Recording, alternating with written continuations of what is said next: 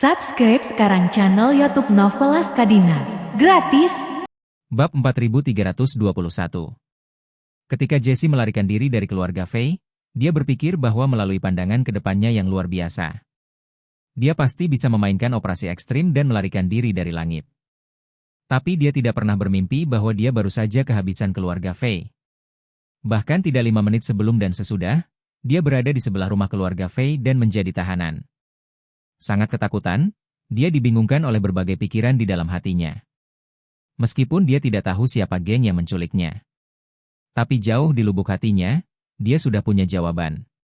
Dia merasa bahwa orang-orang ini harus menjadi orang di balik pembunuhan saudaranya dan penguapan seluruh geng Italia dari Vancouver. Segera, dia diseret ke ruang bawah tanah, setelah pintu terbuka. Dia ngeri menemukan seorang pria telanjang tergantung di kamar, sama seperti dirinya. Hanya mengenakan celana pendek, pria nak 3D ini tak lain adalah Randall. Pada saat ini, Randall tidak berada di dekat gaya tuan muda keluarga Faye yang biasa dari masa lalu. Dia telanjang, tangannya digantung, dan seluruh orang itu seperti babi pedaging yang akan disembelih. Kedua telinganya hilang, dan satu-satunya yang tersisa adalah 2 luka besar. Dan luka-luka ini ditutupi dengan bercak-bercak besar dari lulur darah. Randall saat ini juga tidak menyangka akan tiba-tiba melihat Jesse di sini. Melihat Jesse dibawa masuk, dia pertama kali terkejut. Dan kemudian ekspresinya menunjukkan lebih dari beberapa poin kegembiraan. Tidak ada yang lain, Randall sangat menderita di sini. Seseorang yang sangat putus asa di sini. Saat ini ada Jesse kenalan dengan dia untuk berbagi penderitaan. Suasana hati turun, sedikit kegembiraan tidak bisa dihindari. Selain itu, bahkan jika itu mati, dia memiliki seseorang untuk menemaninya di jalan. Tetapi situasinya jauh lebih kuat daripada orang yang sekarat di sini. Tapi Jesse melihat Randall di sini dan tidak sedikit pun senang. Sebenarnya, yang paling dia takuti adalah melihatnya di sini.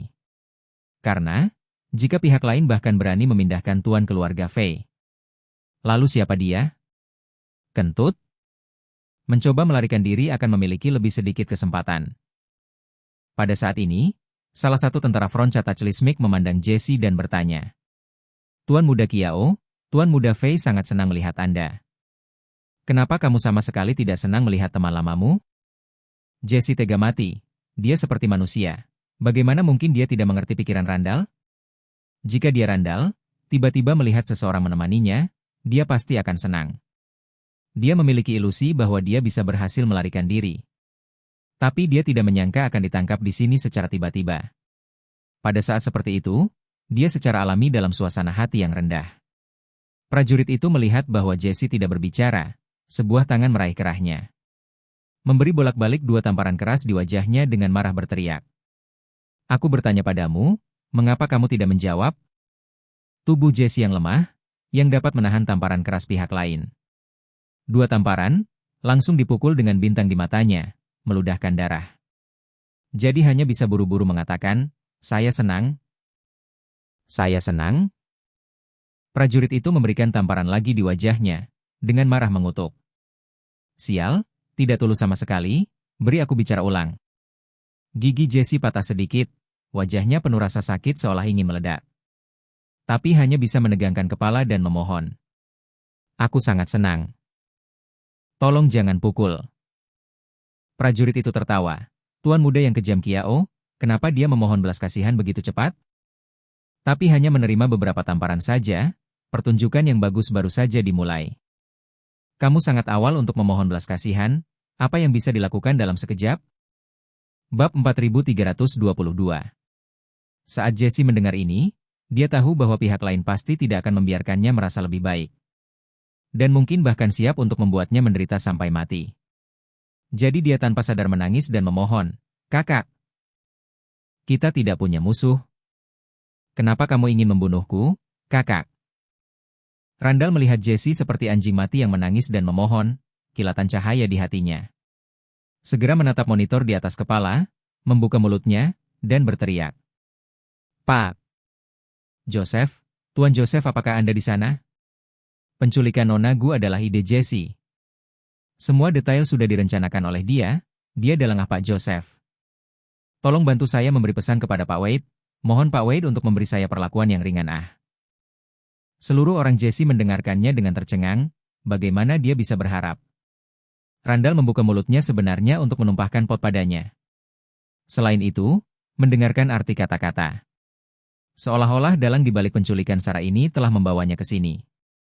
Jika demikian, maka dengan geng yang membunuh saudaranya, seharusnya tidak menjadi gelombang, kan? Memikirkan hal ini, dia berkata hampir tanpa berpikir. Randall, jangan kau meludahi orang. Masalah ini sepenuhnya ide Anda sendiri. Kamulah yang ingin mendapatkan Nona Gu, apa hubungannya denganku? Randall mengutuk dengan marah, Anda biasanya mengikuti A55 saya dan menjilat saya dengan lidah Anda keluar. Dan sekarang setelah sesuatu terjadi, kamu bilang kamu tidak ada hubungannya dengan itu. Pak Joseph, kirimkan saja beberapa prajurit dari Front Cataclysmic. Kamu akan dapat menyelidiki semuanya. Kamu pikir kamu bisa menghilangkannya dengan menggerakkan bibirmu? Ketika Jesse mendengar ini, dia tahu akan sulit untuk membersihkan namanya. Jadi dia memandang Randall dan berkata dengan marah, Faye, kamu hanya berpikir untuk membuang pot ketika kamu melihatku. Kamu benar-benar bodoh. Apakah kamu tidak mengerti? Kami berdua belalang di atas tali. Randall juga melihat wajah Jesse dan berkata dengan dingin. Ketika Anda membuang pot, Anda mengatakan itu adalah ide saya, tetapi ketika Anda tidak bisa membuangnya. Kamu bilang kamu belalang di tali yang sama. Kau benar-benar jahat dan licik, Jesse. Aku benar-benar diseret olehmu. Jesse menggigil karena marah dan berkata dengan gigi terkatup. Kau bilang aku menarikmu ke bawah? Kembali di sekolah, jika Anda tidak melakukan hal-hal buruk sepanjang waktu. Bagaimana saya akan berada dalam rahmat baik Anda? Jelas bahwa saya disesatkan oleh Anda, dan sekarang Anda masih menggigit saya. Pada saat ini, di ruang pemantauan di lantai atas, Joseph melihat mereka berdua saling menggigit. Dan segera potong video ini dan kirimkan ke Charlie. Setelah melihat video ini, Charlie membalasnya, lebih baik biarkan Hattori Kazuo pergi. Joseph segera mengirim pesan suara ke Charlie dan berkata, Jangan khawatir, Tuan Wade, bawahan saya yang akan mengaturnya. Segera setelah itu, dia menginstruksikan orang-orang di sekitarnya, pergi dan tangkap Hattori Kazuo. Ya? Bawahan itu segera membawa Hattori Kazuo. Hattori Kazuo bertanya dengan hormat, Panglima tertinggi, apa perintahmu? Joseph menunjuk Jesse di monitor dan berkata, kamu harus tahu orang ini, kan? Hattori Kazuo memperbaiki matanya dan segera berkata dengan marah. Panglima tertinggi. Ini adalah anak Ab, TCH yang menipu kita untuk datang ke New York. Baik. Joseph mengangguk dan berbicara, Tuan. Wade berkata, pergi dan hibur dia. Hattori Kazuo membeku dan dengan cepat bertanya, bagaimana? Aku akan menghiburnya? Joseph berkata kepada orang-orang di sekitarnya, berikan dia belati taktismu. Ya, Tuan Balai. Tanpa berpikir, antek itu mengeluarkan belati dan menyerahkannya kepada Hattori Kazuo. Hattori Kazuo, yang membenci Jesse dengan penuh nafsu, mengambil belati. Matanya dingin, dan berkata dengan dingin, tolong jangan khawatir, Tuan Wade dan Panglima tertinggi. Aku akan memperlakukan anak Ab, TCH ini dengan baik. Bab 4323. Ketika Hattori Kazuo bergegas ke ruang bawah tanah dengan belati di tangannya dan dengan marah. Tangan Jesse sudah diikat dan digantung oleh tentara Front Cataclysmic. Dan dia dan Randall masih saling memaki. Saling membenci dan pada saat yang sama, tidak lupa untuk saling menumpahkan tanggung jawab. Melihat Hattori Kazuo mendorong pintu masuk, keduanya berhenti memaki sekaligus. Dan masing-masing dari mereka menggigil karena ketegangan. Randall takut Hattori akan mengambil belati dan memotong sesuatu dari tubuhnya. Jesse, di sisi lain, takut diperlakukan seperti Randall, yang telinganya dipotong. Begitu Hattori memasuki pintu, dia melihat Jesse tergantung di udara. Ekspresinya langsung menjadi marah dan galak. Dan dia bergegas maju dengan langkah besar dan menendang perut Jesse. Mengirimnya berputar seperti karung pasir. Pada saat yang sama, dia mengutuk dengan marah. Anak Ab, TCH. Anda menipu saya untuk datang ke Amerika Serikat. Dan membuatku hampir membuat kesalahan besar di depan Tuan Wade, aku bahkan tidak bisa membunuhmu. Jesse ditendang dan diputar, panik dan berteriak. Pak Hattori, aku adalah korban dari masalah ini, sama sepertimu. Aku bertindak atas perintah kejahatan di sebelahku ini, pelaku sebenarnya adalah dia bukan aku. Ketika Randall mendengar ini, dia langsung berkata, Pak Hattori, jangan tertipu oleh bajingan ini. Bajingan ini telah melakukan banyak hal berbahaya. Kali ini adalah idenya untuk menggunakan keterampilan ninjamu. Jesse berkata, Tuan Hattori, jangan dengarkan omong kosong itu.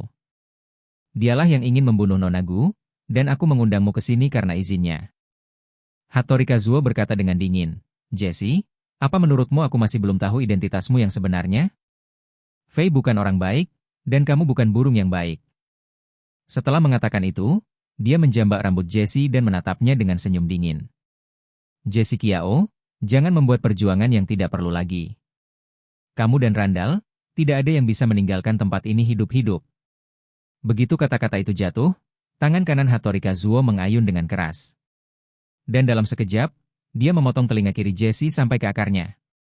Jesse hampir pingsan karena rasa sakit dan merasakan darah hangat menyembur keluar dari telinganya. Dan tanpa sadar mencoba untuk menutupinya, tetapi tangannya terikat, jadi tidak ada yang bisa dia lakukan. Dia melihat telinganya yang terpotong jatuh ke tanah, seluruh orang pingsan dan tidak bisa mengendalikan lolongan. Melihatnya menangis sedih, Randall tidak merasakan sedikit penghiburan di hatinya. Jadi dia mencibir dan bertengkar hebat, Jesse, tidak tahan lagi? Jangan khawatir, kamu juga harus melepaskan telinga itu. Jesse memandang Hattori Kazuo dengan putus asa dan menangis dan memohon. Pak Hattori, aku adalah korban sama sepertimu. Hattori Kazuo berkata dengan suara dingin, saya adalah korban yang sebenarnya.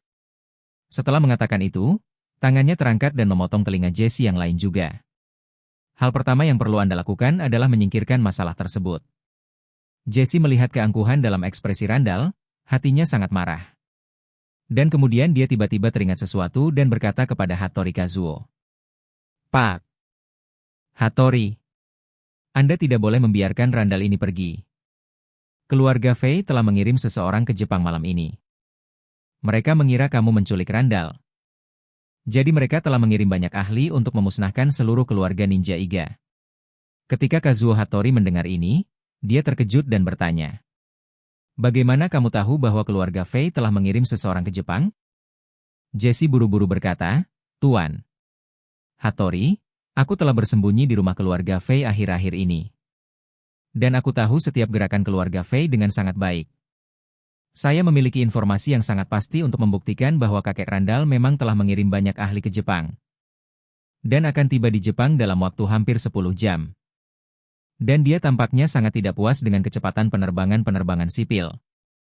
Dan sedang mencoba mencari cara untuk membeli Concorde. Bab 4324. Hati Hattori Kazuo tiba-tiba menegang. Dia tahu betul kekuatan keluarga Fei. Jika keluarga Fei benar-benar mengirim orang ke Jepang, hanya masalah waktu untuk menemukan kepala ninja Iga. Bahkan, kemungkinan besar sebelum para ahli dari keluarga Fei mendarat di Jepang. Personil intelijen keluarga Fei sudah memeriksa ninja Iga dengan jelas. Oleh karena itu, dia juga sangat mengerti dalam hatinya bahwa ninja Iga, siapa yang sudah semakin berkurang, sepertinya tidak akan terkalahkan di depan para ahli keluarga Fei. Dan sekarang, penculikan Randall memotong telinganya.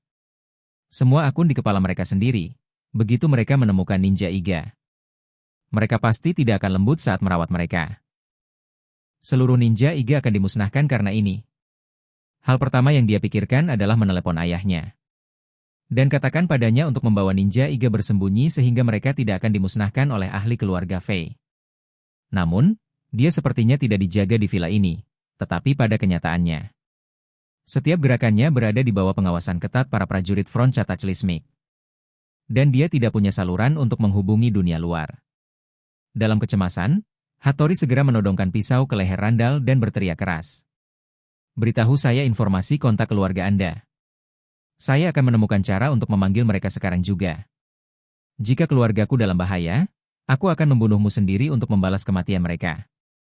Melihat bahwa bilahnya telah menembus kulitnya, Randall gemetar ketakutan dan berkata, Pak Hattori, ini semua salah paham, asalkan kamu memberiku telepon. Saya akan segera meminta ayah saya memerintahkan semua ahli untuk dipanggil kembali ke New York. Dan kemudian minta mereka pergi ke utara ke Kanada dan membunuh keluarga Jesse. Jesse sama sekali tidak takut, karena dia menduga Hattori Kazuo juga seorang tahanan. Dan tidak bisa memiliki cara untuk berkomunikasi dengan dunia luar. Jadi dia mengejek Randall dan berkata, "Randall, kamu benar-benar bukan orang bodoh biasa.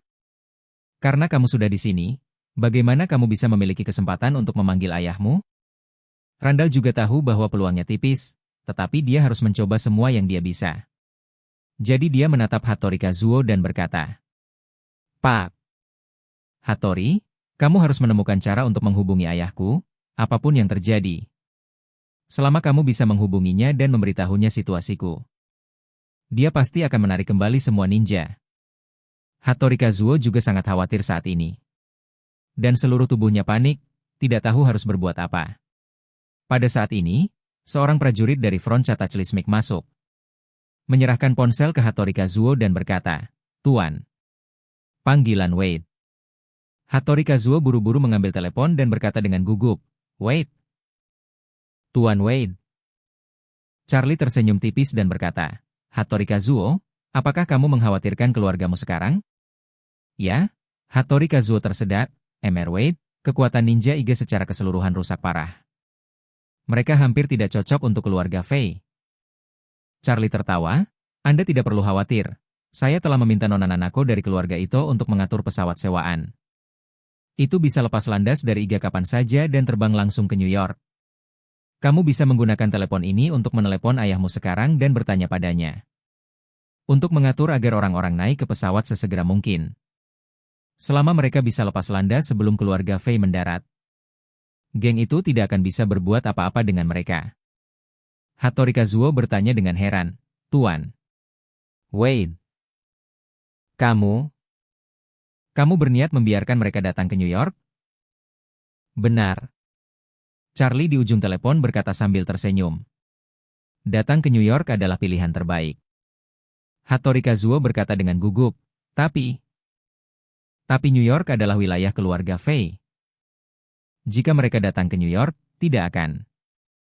Bukankah mereka akan menceburkan diri ke dalam jaring?" Charlie tertawa hambar, "Jangan khawatir, itu tidak akan lama. Kamu tidak akan lagi menjadi musuh keluarga Fei." Bab 4325. Hattori Kazuo tidak menyangka bahwa Charlie akan dapat mempertimbangkan keselamatan klannya terlebih dahulu. Saat dia mendengar bahwa keluarga Fei telah mengirim seseorang untuk terbang ke Jepang, jantungnya serasa tercekat, tapi dia tidak menyangka Charlie sudah membuat pengaturan yang tepat. Anda harus tahu bahwa para ahli yang dikirim oleh keluarga Fei masih dalam penerbangan. Selama anggota klannya bisa lepas landas sebelum pesawat mendarat. Mereka hanya bisa di luar jangkauan, bahkan jika mereka kuat. Kali ini biarkan Hattori Kazuo benar-benar lega, dia buru-buru berkata dengan rasa terima kasih yang besar. "Pak Wade, terima kasih. Sangat menghargainya." Charlie tersenyum tipis, "Ambil waktu untuk menghubungi ayahmu, dalam waktu 5 jam. Biarkan semua orang harus naik pesawat ke New York. Front bencana akan mengatur agar mereka mendarat di Long Beach dan melindungi keselamatan mereka. Untuk sisanya, tunggu perintah saya." Hattori Kazuo tahu bahwa Charlie siap membuat keluarga Fei mengubah langit. Dia tidak bisa membantu tetapi berpikir dengan penuh semangat di dalam hatinya. "Jika kali ini, kami para ninja Iga dapat memainkan peran kecil dalam aksi Master Wade. Lalu setelah orang tua keluarga Fei mendapatkan kembali kekuatannya, kita pasti akan digunakan kembali. Dan untuk raksasa seperti keluarga Fei, mendukung keluarga Iga semudah mungkin." Dengan cara ini juga merupakan realisasi terselubung dari harapan ayah untuk pindah ke Amerika Utara. Sejak kami membantu Matsumoto Ryojin menculik anggota keluarga Su, di Jepang telah sangat didiskriminasi. Terus tinggal di Jepang hanya akan menjadi semakin sulit. Sekarang jika ada kesempatan untuk bergabung dengan keluarga Fei, ini jelas merupakan kesempatan bagus untuk mengubah nasib dunia. Pada pemikiran ini, dia bahkan lebih berterima kasih kepada Charlie. Kemudian, tanpa berpikir, dia berkata kepada Charlie, "Tuan Wade, jangan khawatir, saya akan menelepon ayah saya dan memintanya untuk membawa semua anggota klan ke New York sesegera mungkin untuk mendengarkan perintahmu." Charlie memberi petunjuk dan berkata dengan acuh tak acuh, "Katakan pada mereka untuk bergerak lebih cepat." Setelah Hattori Kazuo mengucapkan terima kasih yang sebesar-besarnya, Dia segera menggunakan ponsel ini untuk menelepon ayahnya, Hattori Hanzo. Pada saat ini, Hanzo cemas seperti semut di panci panas. Karena hilangnya kontak dengan Hattori Kazuo dan berita penculikan Randall. Karena dia tidak bisa menghubungi Kazuo, pikiran pertamanya adalah bahwa sesuatu pasti telah terjadi pada putranya. Dan kemungkinan besar orang lain telah menculik Randall. Dan bahwa putranya dan seluruh klannya hanya digunakan sebagai kambing hitam. Baru setengah jam yang lalu, dia berkonsultasi dengan sejumlah tetua dari Ninja Iga untuk melihat apakah mereka harus meninggalkan Iga untuk sementara, atau bahkan meninggalkan Jepang. Untuk membebaskan keluarga untuk mengarahkan tombak pada mereka. Para tetua lainnya juga berbagi pandangannya bahwa pada saat seperti itu, mereka harus bersembunyi dari angin, dan menunggu sampai masalahnya jelas dan tidak ambigu. Kalau tidak, jika keluarga Fei benar-benar mengarahkan kemarahan mereka pada mereka, mereka tidak akan bisa menolak. Ninja Iga sudah dalam situasi yang cukup buruk. Jika mereka menjadi sasaran keluarga Fei lagi, mereka pada dasarnya akan menemui jalan buntu. Pada saat ini, dia tiba-tiba menerima panggilan dari nomor telepon yang tidak dikenalnya, dan hatinya tiba-tiba menjadi gugup. Dia ragu-ragu sebelum dia dengan hati-hati menekan tombol jawab. Suara putranya, Kazuo, terdengar di telepon, "Ayah, ini aku, Kazuo." "Kazuo?" Hanzo tiba-tiba menjadi bersemangat, dan buru-buru bertanya. "Kazuo, di mana kamu sekarang?" "Saya melihat beritanya. Dikatakan bahwa kamu menculik tuan muda dari keluarga Fei. Apa yang terjadi di bawah?"